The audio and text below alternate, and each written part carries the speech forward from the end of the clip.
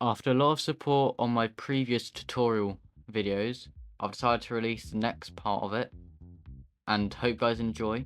But before we start, comment dribbling if you want to see me do a tutorial on how to get better at dribbling. Right, okay, so the first part of being able to pass good is your first touch. So once you receive the ball, you've got to control it well, turn and pass, yeah?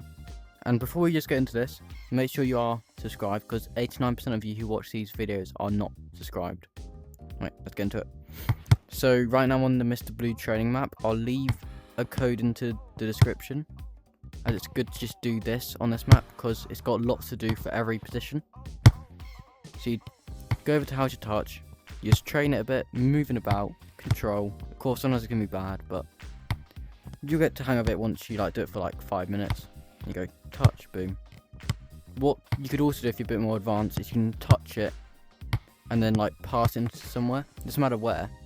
Just try get it to where you want it to go, really. So touch on here. There you go. Well, the cone was in the way, but you know. Or if you're a defender, touch, clear it. You know, you can do it for both positions here. Or if you're up top, touch, turn, shoot. So you do this, ready? Right. So get it. Touch, turn, shoot. And then spawn back in. Touch, turn, shoot. Next one. Touch, turn, shoot.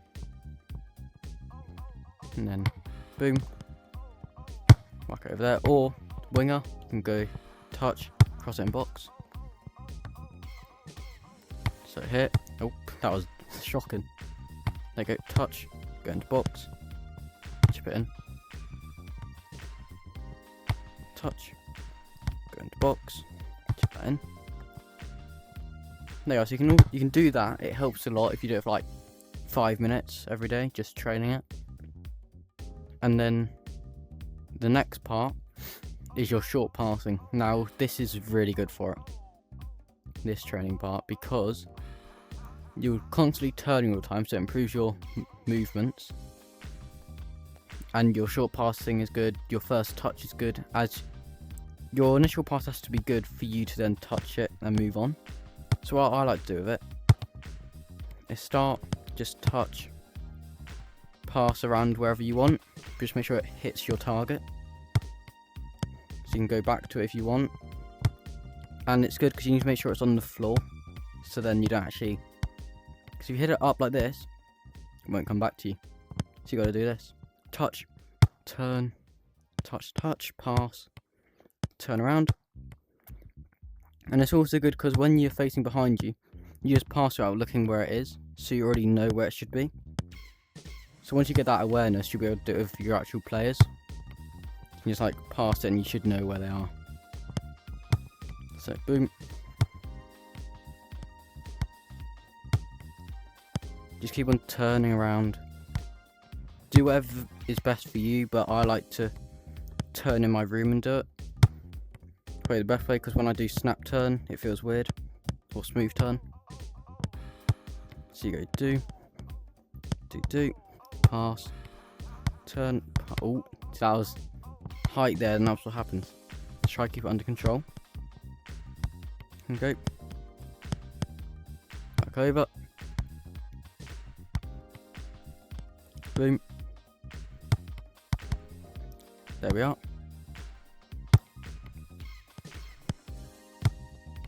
Right, so that should be it for the short passing aspect of it.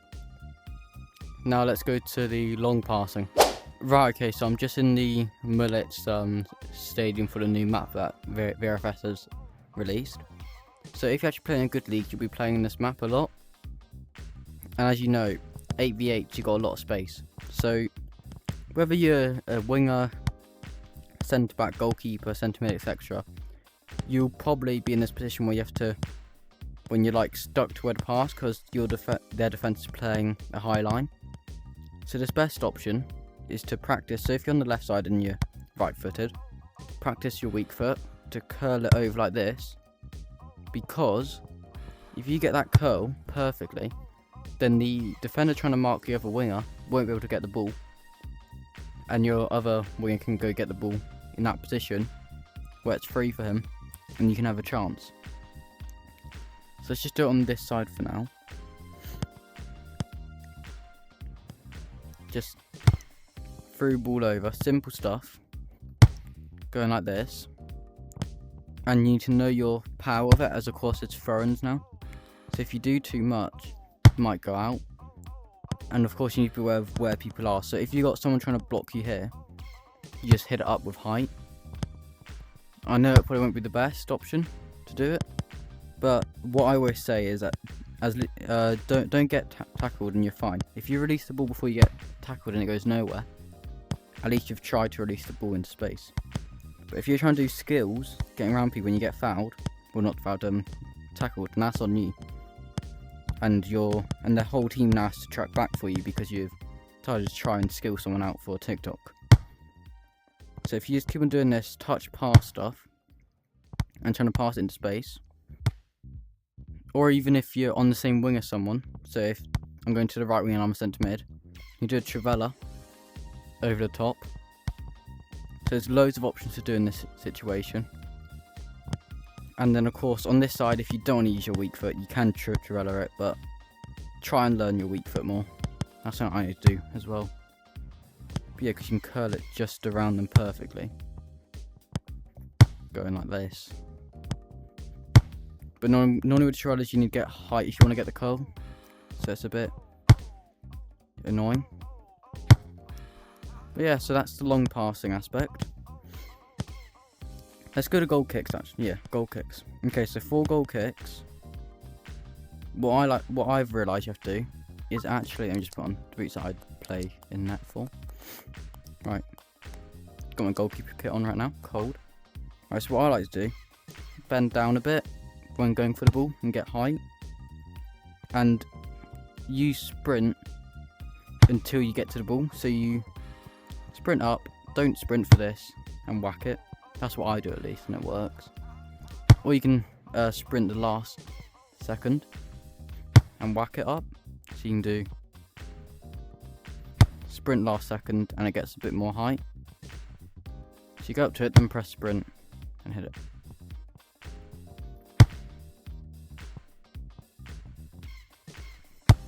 And you got to follow through with it as well, so you got to go like this.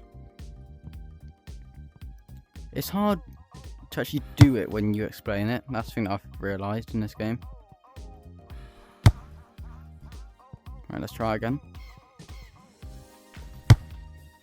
So right now for some reason I'm not getting enough height. That's probably because I'm trying to explain it and think too much about it. Once you find your own technique, it's easy. It's just, you know. There you go.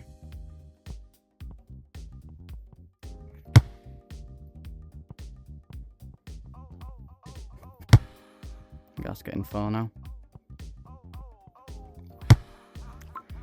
Let's go to corners. Right, okay, let's move on to crosses and corners.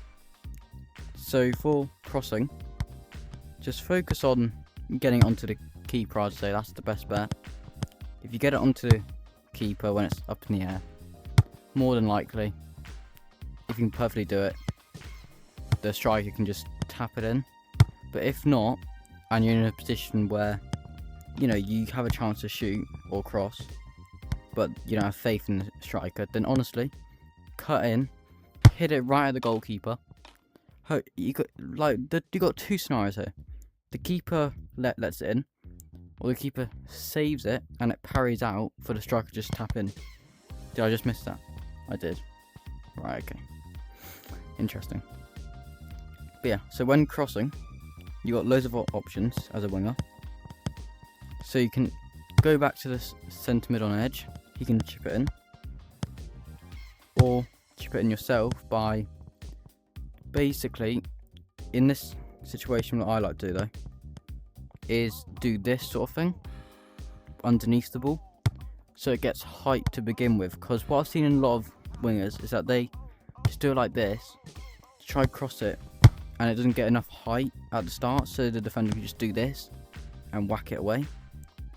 So you've got to go underneath the ball and get height first. And then of course it benefits the striker as well, because then they can see where the ball is going to end up as they get time to adjust themselves. So you go dink in. So what I used to do in the old maps was to do both feet, just because it felt better. But now, coming to it, I like just doing one, because I've learned how to do it now. So it's just flicking up, bending down a bit, and bring the ball up. Like that. And it also means that your striker will never be offside, because if you get it like here and flick it up onto the keeper, then he can reach onto the keeper quickly without being offside. But if you did it fast, he might be offside, because he would have to rush to get it. So yeah, that's the crossing aspect. Let's go to the corners quickly. Go to the other side. Actually, no, we'll stay here. Okay. Right, so for corners, as this blocking it, we'll just do it here. What I do on this side at least is just do a full finesse curl. So it doesn't matter where you get it. Well, I mean, it does. So, let me explain it. Okay, so here, if you play in leagues that have this rule where keepers can use their hands like this in their own box, then then this is for you. And then you use headers. So what you need to do, don't get it in this box, get it around this point. I'd say is the best point to get it in, just based on because the striker's always there. Sits here, heads it in, boom, 1 goal. So that's what I'd say. Aim for that spot, and don't just hit it with loads of power as well. Don't just go like this. You want to nicely do it, but you of course keep the height, as you want to get through the first person on the front of the box. As otherwise, if you do this, most likely the person trying to block it at the front of the box there, he'll head it away. So you want to kind of curl it around the first man, and for it to reach around that point where that ball bounced. But of course, the ball shouldn't bounce there. It should be like height level, like there. Of course, it's harder to do on the new map, as it's 10 times bigger. And in the new map, you probably have to reach about here.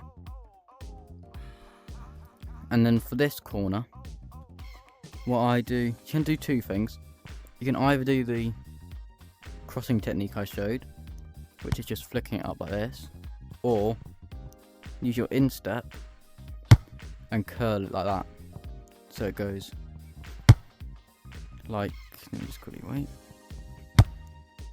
Yeah, I need to get it here basically so I can show you properly, like this sort of thing. And it's good because defenders don't expect it, because the front man will be here trying to block your cross, and normally people don't use their feet on these when they're below waist, because they forget. So it's perfect to catch them off guard. Your striker will be about here, defender there.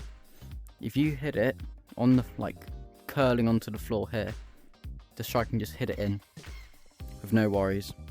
And yeah, hopefully that's a good chance there. Right, well that's the end of that video. Hope you guys enjoyed it. I'll leave a link down below, or a code down below of this map, just for you to help your training and all that, so you can copy what I've shown you here. Next video might be teaching how to become a pro at dribbling. You don't know, it could be. Anyway, yeah, I'll see you for the next video. Remember to subscribe, like and comment.